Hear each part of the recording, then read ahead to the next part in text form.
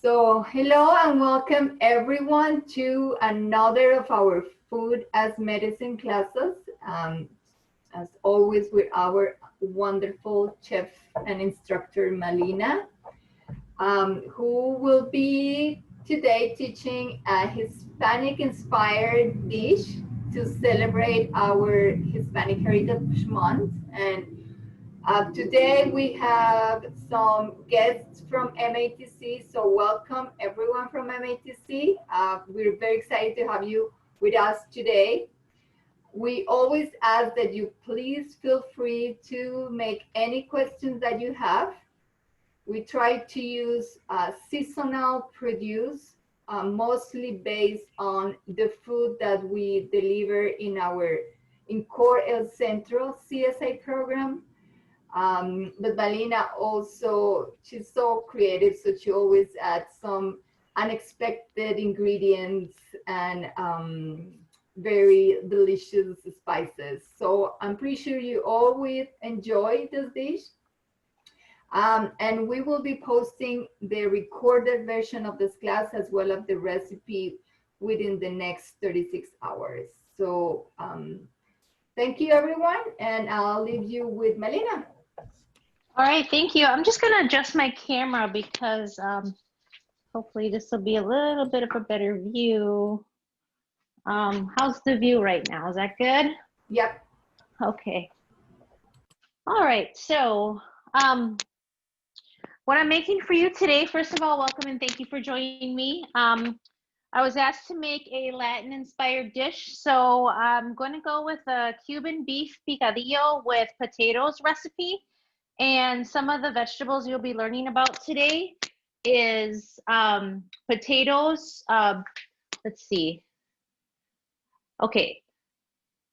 So carrots, potatoes, and black beans. I am going to add some meat to this dish here, but let's get started. We're going to heat up some olive oil in this pan here. And we're also going to heat some up in this pan here. So one of these is going to be for my meats and the other one's going to be for my potatoes and carrots. This recipe did not call for carrots and black beans, but I am going to add those in there just to make it a little more nutritious. So the first step to this is we're going to saute up a little bit of onions.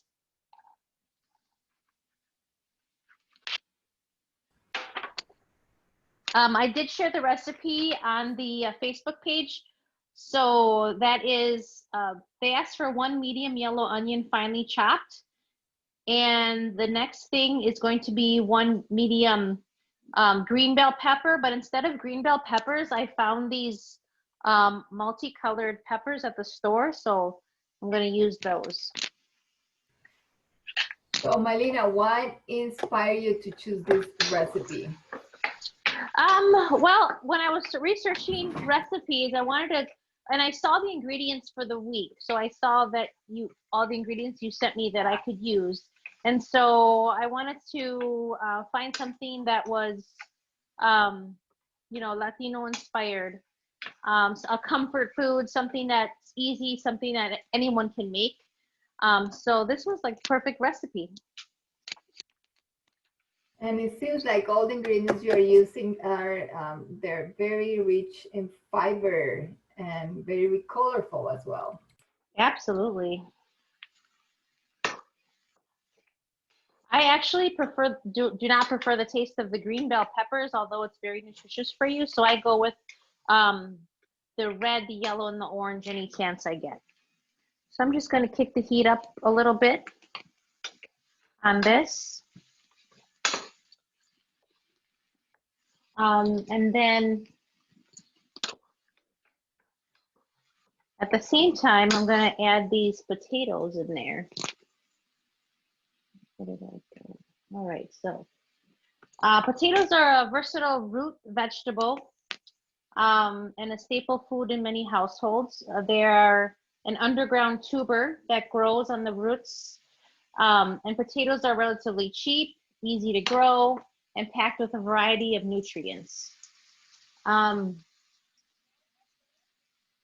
So there's vitamin C, manganese, phosphorus, niacin, folate, potassium, vitamin B6, vitamin C, and 3.8 grams of fiber per potato. I'm going to go ahead and get these going in here. Now I'm going to heat up a little bit on these potatoes. Melina, can you use any kind of potato, including sweet potato?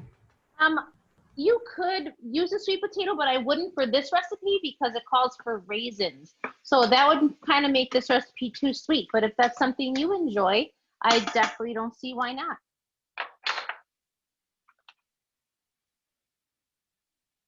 So soon I'm going to add the garlic cloves to this recipe and then the beef. And then we'll get to the rest of the ingredients there. And if someone is vegetarian, what kind of things can they use instead of beef? So the black beans, definitely. You could use mushrooms. You could use chickpeas, anything like that.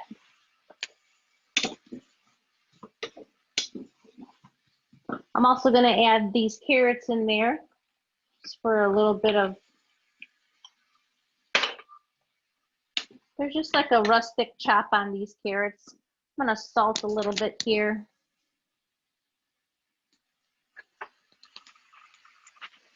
Salt a little bit here, and then I'm going to go ahead and add the garlic.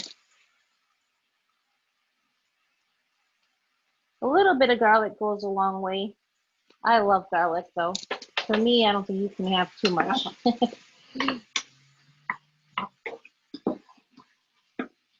Pepper this a little bit. I love all these colors.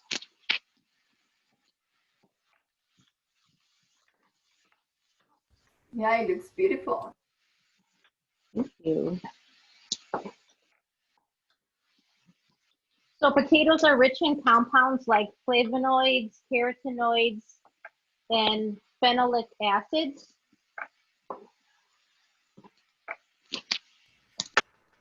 And Melina, so let's say that someone is being very intentional about adding more green or eating more leafy and green vegetables. Which one would you think, or you would recommend to combine with this recipe, if that is something? I think kale would be awesome.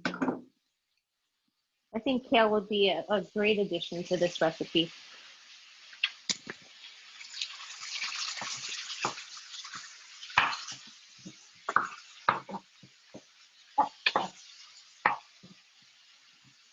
Traditionally,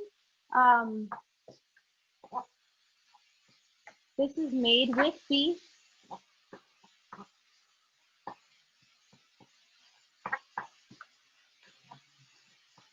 So once this browns, I'm going to add all the other ingredients to there, and we'll go over that in just a second.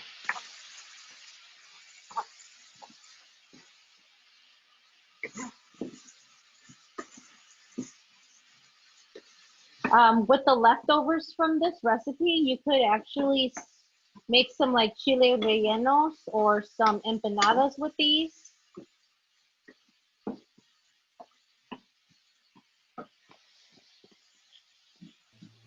Do you have any recipe for the empanada dog that you could share later with us? Oh, absolutely. Wonderful. Yeah, sure.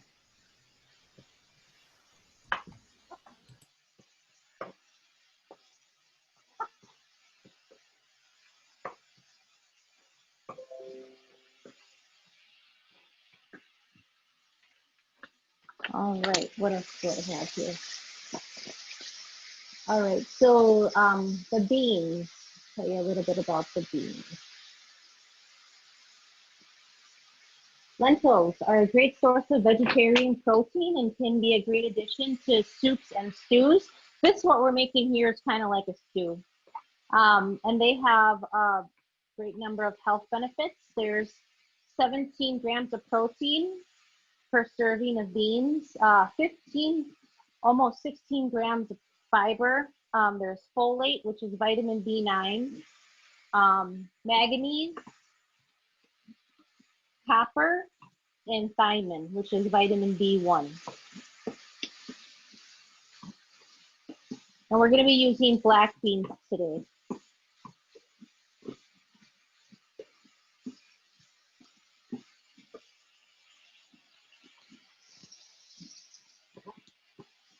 And for the carrots,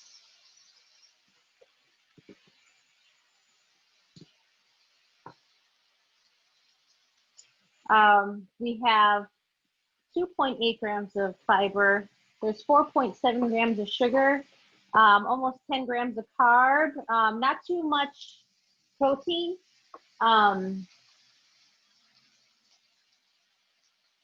But vitamin A, biotin, vitamin K1, potassium, and vitamin B6.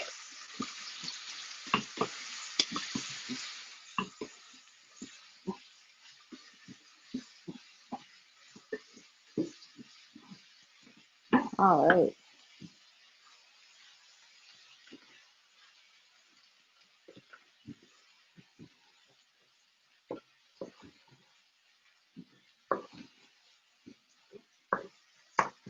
All right, so at this time, we're going to continue on adding the rest of some of these ingredients here.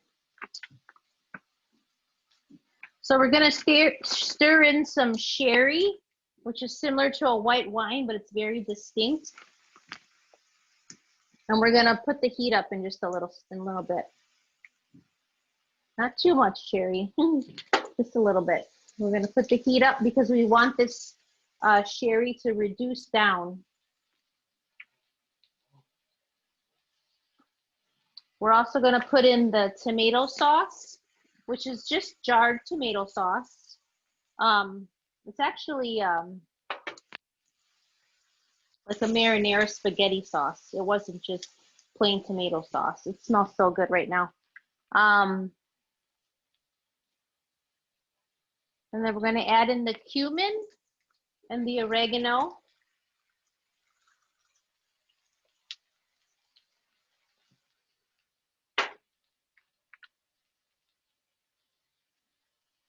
And the salt and pepper.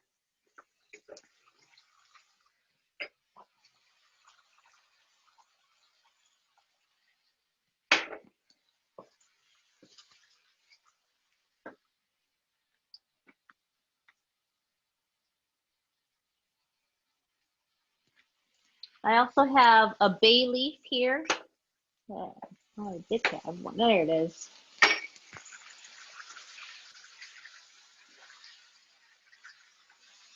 Smells amazing. Now we're going to add in the raisins.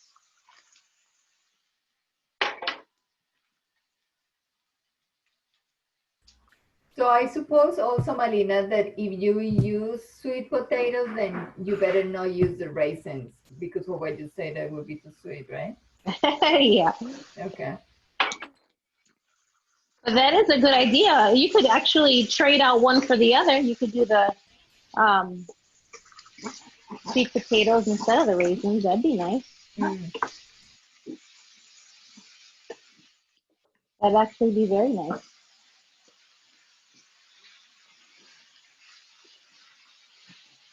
I'm just gonna get this off the heat a second.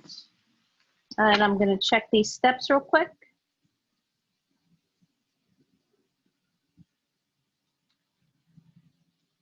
All right, so we're gonna cover this and put it on a low heat.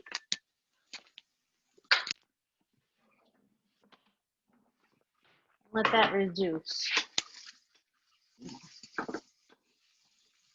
A little bit about the benefits of cumin.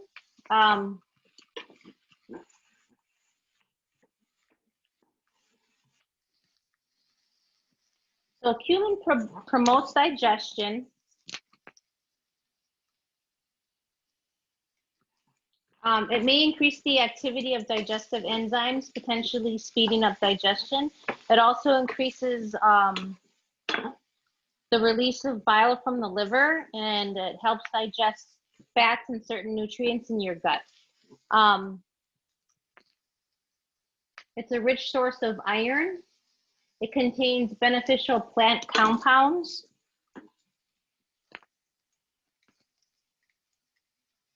It may help with diabetes. Some of cumin's components have shown promise helping to treat diabetes. One study showed a concentrated cumin supplement improved early indicators of diabetes in overweight individuals compared in a placebo.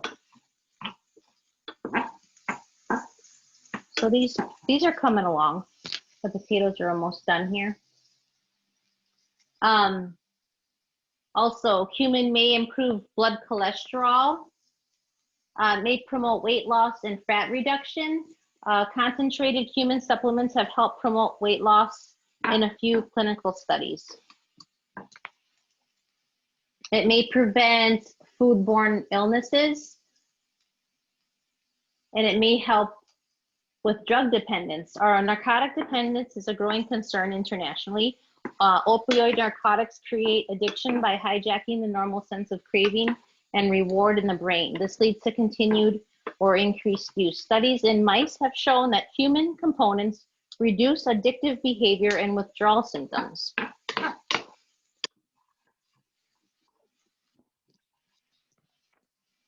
And cumin also may fight inflammation.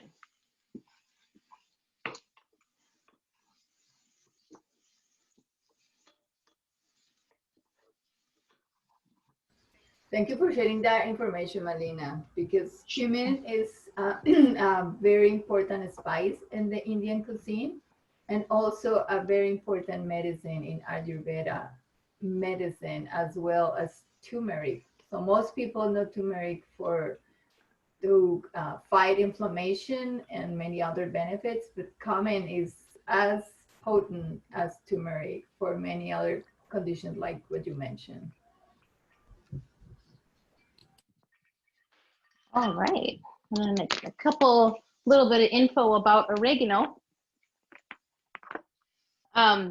So oregano is rich in antioxidants that may help fight bacteria. It could have anti-cancer properties. So oregano is high in antioxidants, and these compounds can not only neutralize free radical damage, but they may also aid in cancer prevention. Test tube studies have shown that oregano and its components may help kill cancer cells.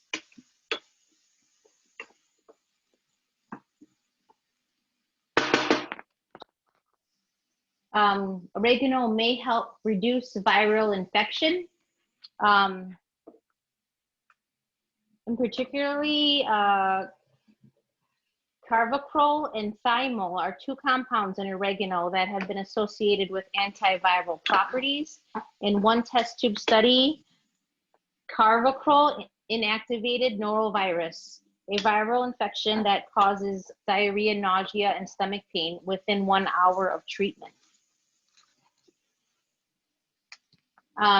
Oregano could decrease inflammation. It's very easy to add to your diet. And the bottom line is oregano is an herb that boasts some pretty potent benefits when it comes to your health. It's high in antioxidants and may help fight off bacteria and viruses. And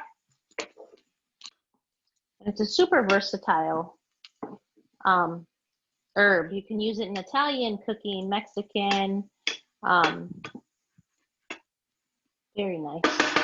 Okay, so what I'm gonna do here is I'm gonna add my beans and a little bit of seasoning, some Goya. I figured since I'm making a Latin dish, I might bust out with the Goya. And these are spicy beans. Typically I would drain these, but since they're spicy black beans, I'm not gonna drain them. Just gonna add this all right in here. And then I'm going to add my potatoes and carrots.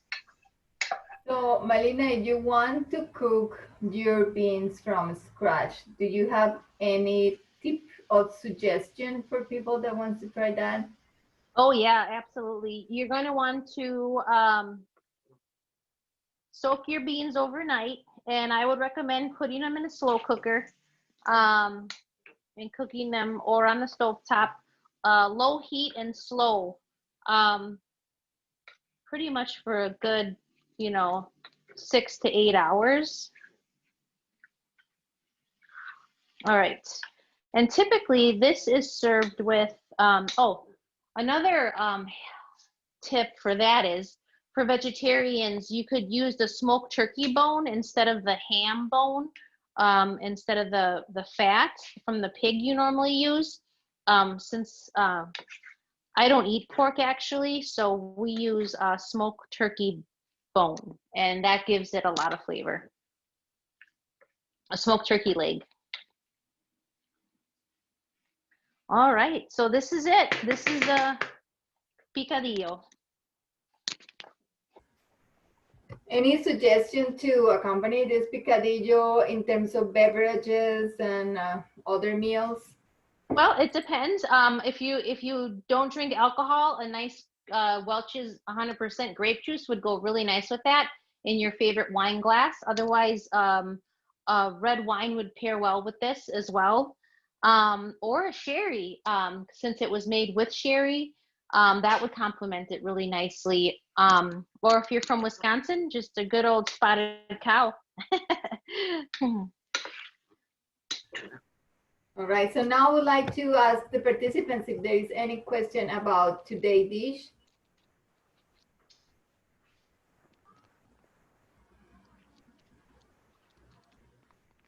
Well, Rebecca said that it looks delicious. What were you going to say, Melina?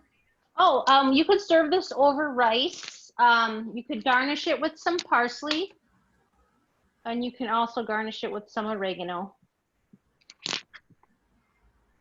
Oh, yeah, I'm actually thinking that even you can use this to as part of a salad bowl, where you can add other vegetables as well. And someone is asking me from MTC that what it's again the name of this dish is picadillo. Yes, picadillo. Picadillo. I'm writing it on the chat.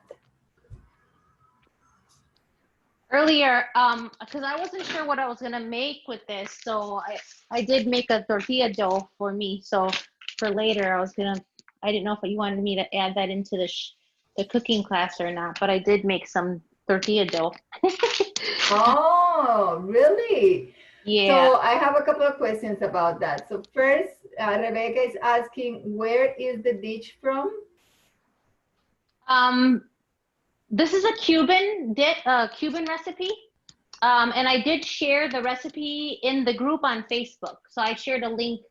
So there's a link posted to the recipe. Okay. And I will add that to the video when we post it on YouTube. But okay, how did you make the tortilla though? We are interested. Okay, so the tortilla dough, I make it in a food processor. And so if you want, I could do a quick demonstration real quick. Otherwise, I could just tell you. Whatever is easier and okay, doable for you now. Okay, well, I'll just go ahead and show you. Quiet, Boo. Go outside. Go outside.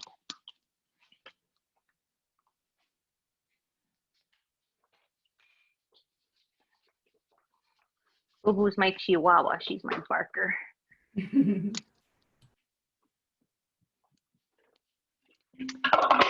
So yeah, this way I'll have some dough for tomorrow, but I always try to find a good recipe for tortillas, because when my grandma made tortillas, she never measured. So when I have always asked her, Abuelita, how do you make tortillas? How do you make tortillas? And she would try to tell me, but it was never right. My tortillas never came out right. So I started doing a lot of experimentation, and I came up with the perfect ratio of tortillas. So you might want to get a pen and paper out so I could share with you the perfect ratio for 1 cup of flour tortillas. So if you want, you could always double this recipe, but the reason why I gave the recipe for 1 cup is because if somebody has a bigger family, they could double the recipe, triple the recipe, quadruple the recipe. So I'm gonna show you the ratio for just 1 cup of flour per 1 cup of flour. So you're going to do 1 cup of flour.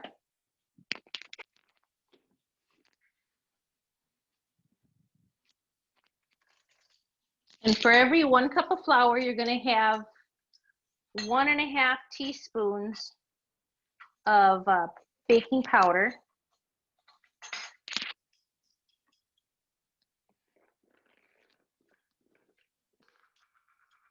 Don't forget to turn on your comal.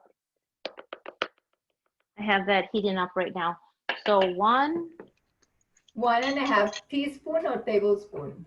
teaspoon. Okay, baking powder. Yes.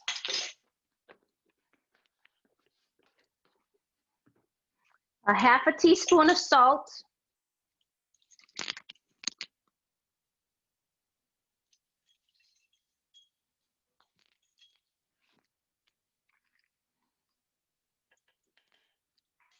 And then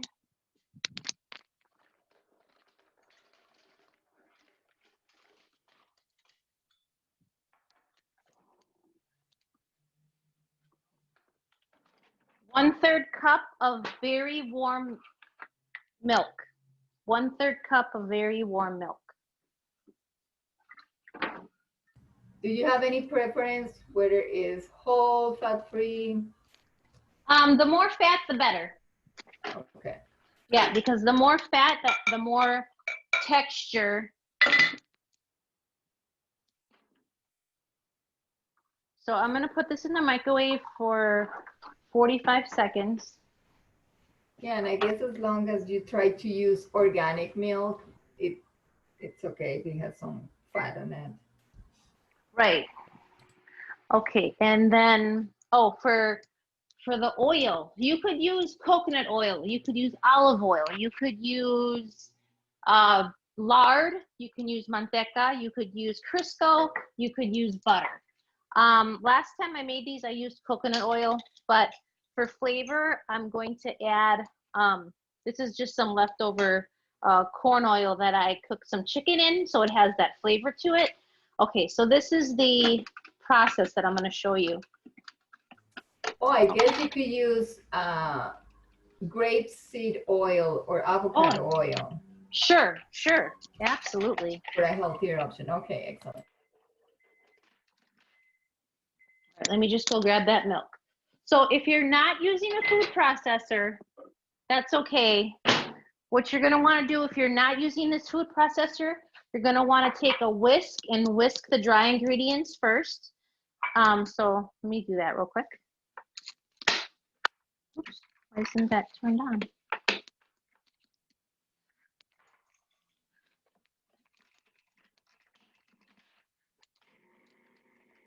Okay. And how much oil again? 1 tablespoon. The oil. Oh, okay. Just 1 tablespoon. Mm-hmm.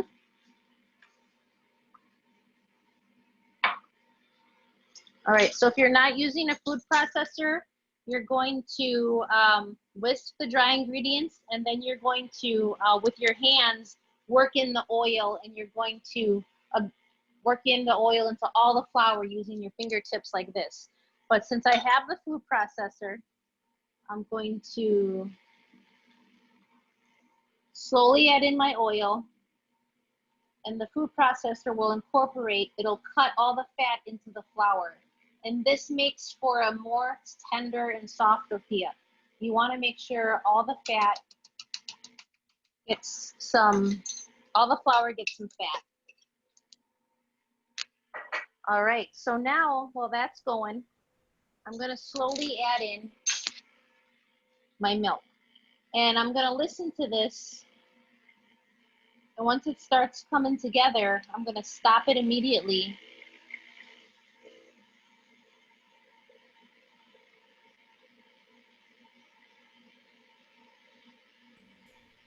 We have 2 questions, Marlena. Yeah.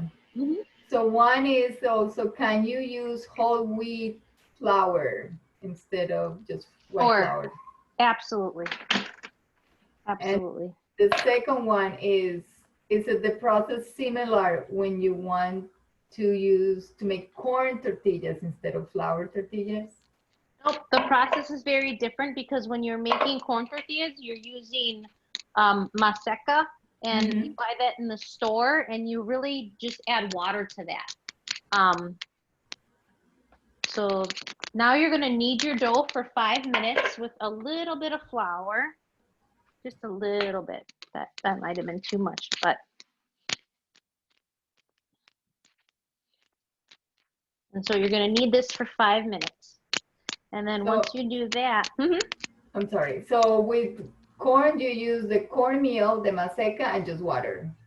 yes. Right? Okay. Right. But and the directions are right on the bag actually if you're gonna use So maseca. you just follow that. Okay. All right.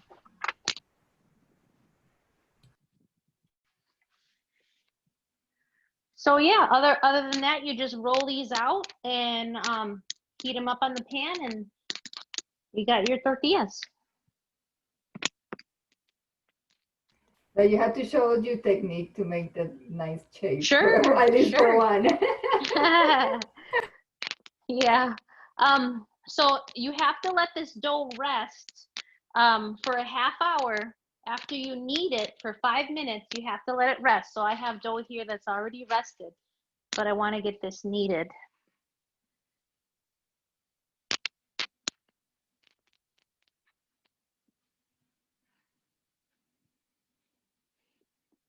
These are going to be so good. I'm just going to make like a taco with the picadillo. It looks so good.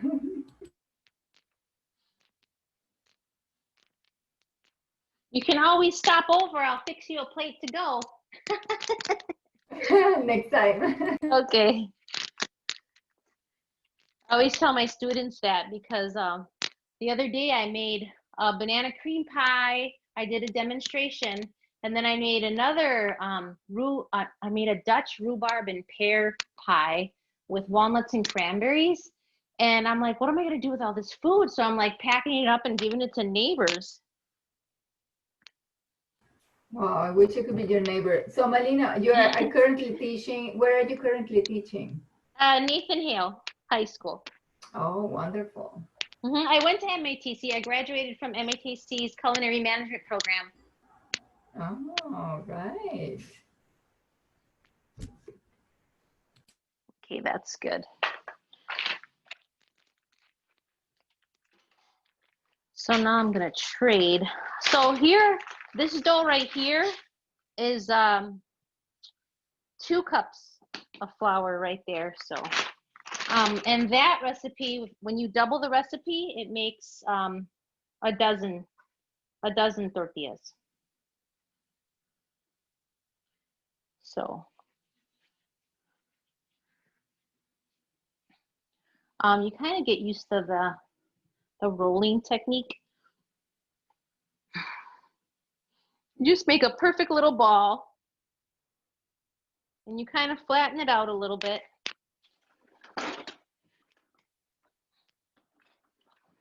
You want to flour your rolling pin. Oh, that's a good recommendation.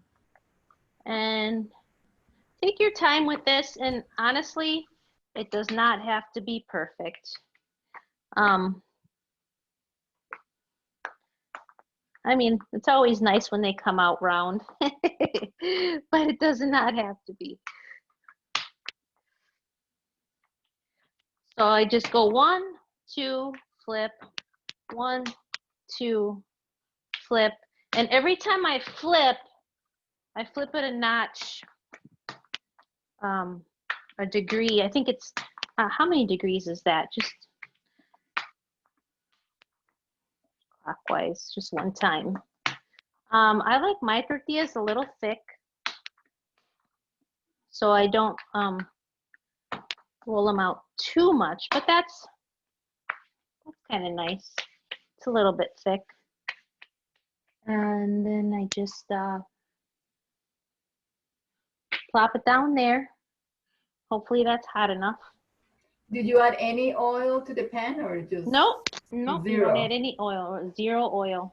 Wow, they look so good. Thank you.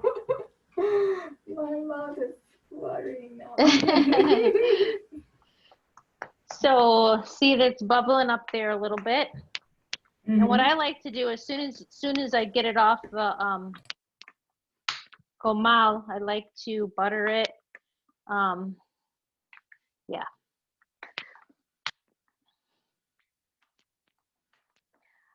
I usually weigh these out on a scale so they're all pretty much even, but I didn't do that. So they're gonna be different sizes, and that's okay.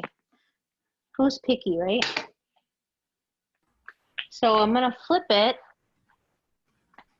Wow, they look perfect. So as you said, Malina, just as a reminder, you said that with 1 cup of flour, you can make 12 tortillas? No, with 2 cups. If you double that recipe that I gave you. Oh, okay. 2 cups, 12 tortillas. Okay. Right. And that's it. All done. Oh, beautiful. All right, Malina, thank you so much for a wonderful, wonderful class. And You're welcome. and thank you so much for all the participants for your great questions. So this is the time to ask anything you want before we let Malina go. And thank you for joining me. I had fun. Thank you, Malina. I think that was it. And have a wonderful night, everyone. Okay, bye. Bye. Bye. Thank you. You're welcome.